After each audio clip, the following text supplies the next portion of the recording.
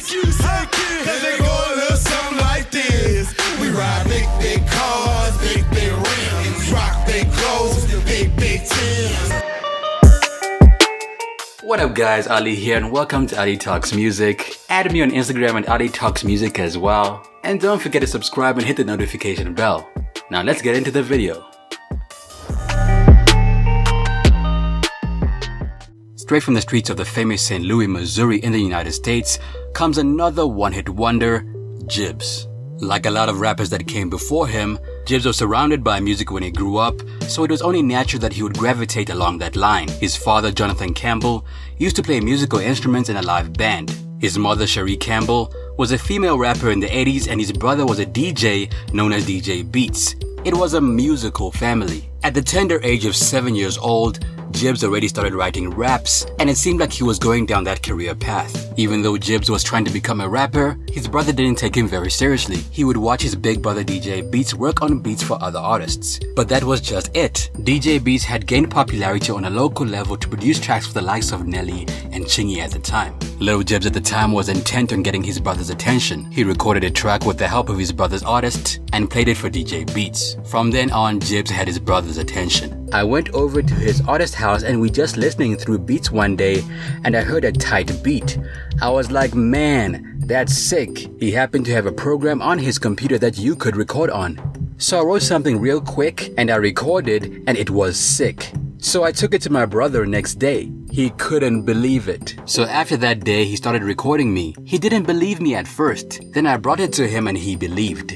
Getting his brother's attention was the first step in Jibbs' plan. The next step was to conquer the music world. Jibbs has managed to put out a project and a few mixtapes. However, as of late, he hasn't been as active as he used to be. So the question is, what happened to Jibbs?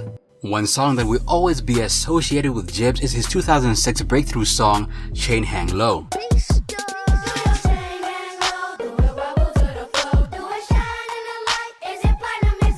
After he started working with his brother, it wasn't long before his popularity spread. His brother and lawyer started sending his demos to various labels, and because of his unique style and sound, everybody wanted him to be on their label. There was a bidding war for Jibbs, one that left him with plenty of options. However, at the end of the day, he decided to stick with Geffen Records. Immediately after the deals were sealed in ink, Jibbs went to work on his official first release. After days and nights shuffling between studios, Jibbs came out with Chain Hang Low. The single was released around 2006 when Jibbs was barely 15 years old. The popularity the single gained was instantaneous. Everyone seemed to be listening to the song, and soon enough the single escaped the borders of St. Louis and crossed into a national level. The fun didn't stop there. The song also became an international hit, putting Jibbs on another level, at least for now. It entered into the United States Billboard Hot 100 Singles chart, holding down the 7th spot. On the US Hot R&B Hip Hop Songs chart, the single made its way to number 16. Admittedly, Chain Hang Low was very catchy. The melody was very memorable, and so was the chorus, and the lyrics were very easy to recite. Chain Hang Low came out around the time when ringtone rap was very popular. Back then, artists made music specifically for people's phones, creating a subgenre within hip-hop that doesn't necessarily focus on lyrics or creating a good quality song. I personally don't mind the song due to nostalgia, however there are those that believe that Chain Hang Low is incredibly corny or cheesy. Chain Hang Low became Jibbs' stepping stone into the mainstream rap scene. The song was so popular that it sold over 1 million in ringtones even before its official release. It was used as the opening credits for the films Drillbert Taylor and Norbit. It was also spotted on a particular episode of the 3rd season of the drama series Entourage. Owing to the massive chart performance and exposure, a video quickly followed, which was directed by Benny Boom. The video featured Jibbs moving around his old neighborhood and rapping along the way. Now the single Chain Hang Low was so popular that it spawned a few remixes. The remixed version featured artists like Young Jock, Rich Boy, St. Louis native Lil Mont, and Lil Wayne. A few months after dropping the single Chain Hang Low, Jibbs came out again with his debut album, which is entitled Jibbs featuring Jibbs. The album was released around 2006, and so far, this has been the only album that Jibbs has released commercially. Producers include Da BeatStars, David Banner, Palo de Don, and Maestro. Powered by the success of Jibbs' debut single, the album Jibbs featuring Jibbs sold over 50,000 in the first week of release, and sales continued to grow until it hit a total of 125,000 copies in the US alone. Simultaneously, it was also making waves on the charts. It was spotted on the Billboard 200 and clutched tightly to the 11th spot. It also made its way to the US R&B Hip Hop Albums chart, where it made it to number 8. Naturally, the album took the 4th spot on the United States Billboard Top Rap Albums chart. The album's main singles were Chain Hang Low, King Kong, Go Too Far, and Smile. The single King Kong featured Chameleonaire and was released by Geffen Records around 2006. King Kong in the trunk, plus the gorillas behind me. When I'm rolling through your hood, anybody can find me. Unlike the first single Chain Hang Low, King Kong was not a very big smash. I personally prefer King Kong to Chain Hang Low, but it seems like the rest of the world begs to differ. If we take Jibbs' album sales into consideration, one can come to the conclusion that his album flopped. If we compare him to other artists that came out during that time period, it becomes very clear that Jibbs' album sales do not even compare. T.I. dropped King that year,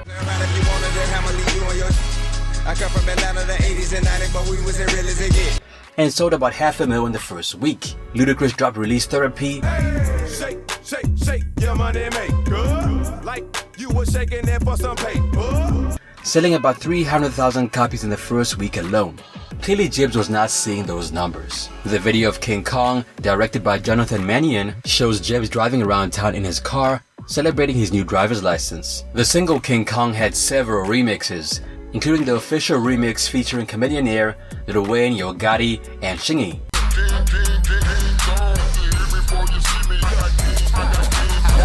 Unofficial remixes of the singles include one featuring Jibbs, Chameleonaire, and Young Jeezy. I got King Kong in the trunk, King Kong in a monster.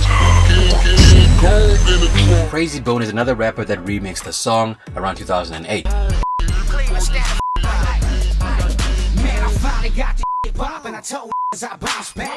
It was featured on his mixtape Volume 1, Smoke on This with Little Chico. Interestingly enough, Lil Wayne also created a remix to the track and put it on his Drought 3 mixtape.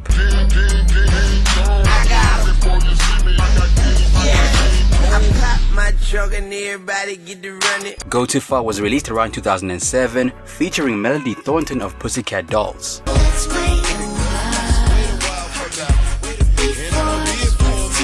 The single Go Too Far sampled Janet Jackson's single Let's Wait a While.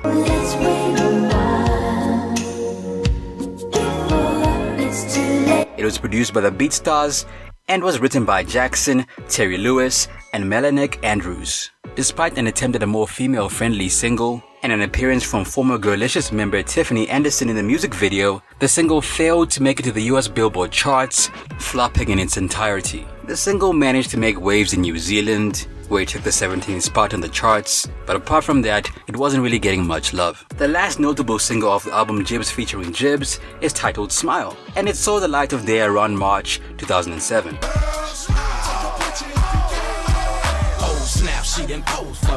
In general, the album Jibbs featuring Jibbs received mixed reviews. One critic claimed Jibbs had potential as a rapper, but quickly moved on to point out the error of dabbling around so many styles without defining what's unique about him as a rapper. I personally like a few songs on the project: Bring It Back, Watch me do my dance, boy.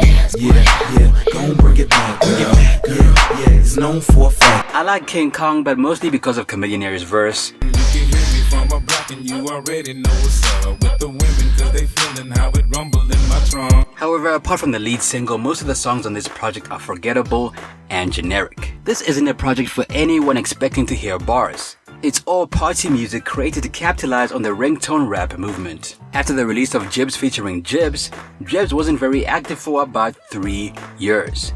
He didn't release a project until 2009. During the period of silence, he completed high school and was about to move to college. Before he came out with a new single, he released a mixtape titled Round 1, hosted by DJ Twin. Later that year, he released a single titled The Dedication, featuring Lloyd.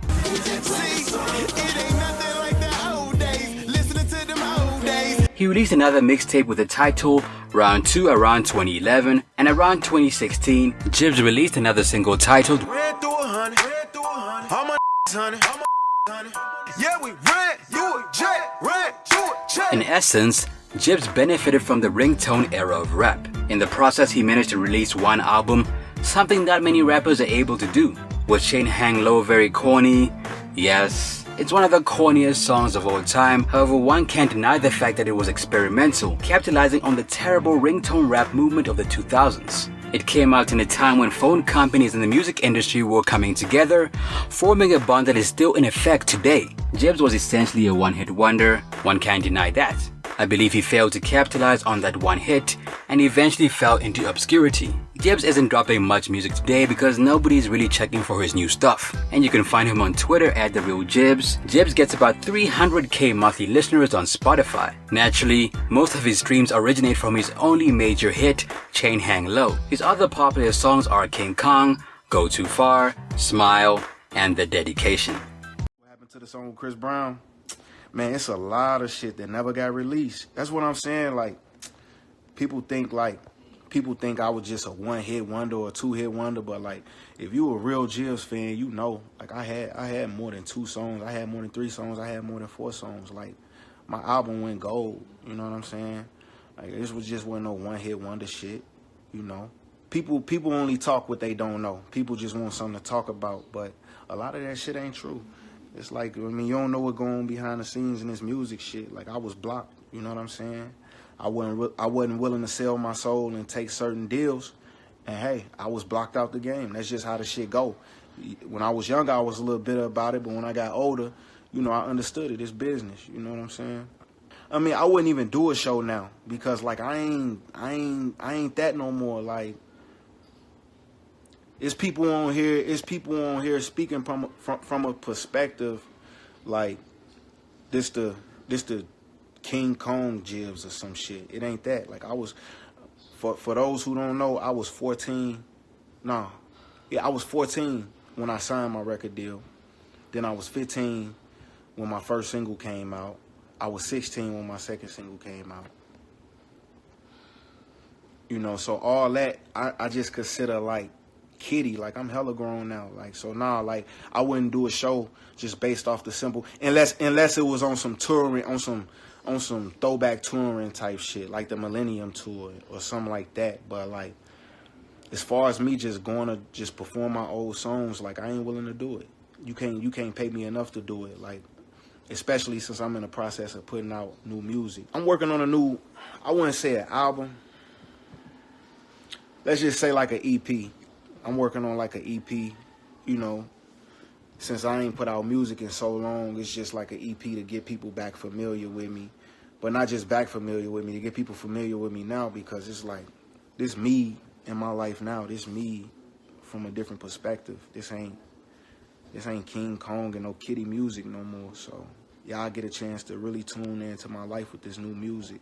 Besides music, well, to be honest, like, I'm interested in equity deals. Like, I'm interested in investments. You know what I'm saying? I'm interested in real estate. I'm interested in things that, you know, that could create long-term revenue, you know?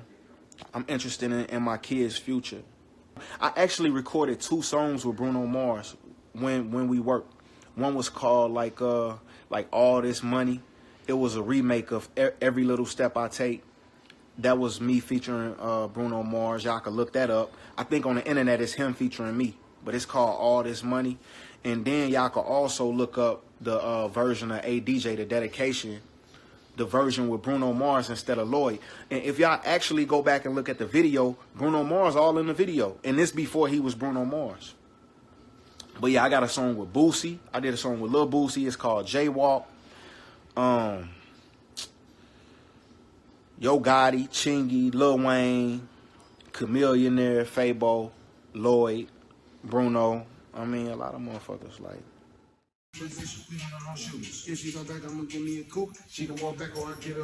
That's it for me, man. It's your boy Ali. What happened to Jibbs in your opinion? Let me know down below.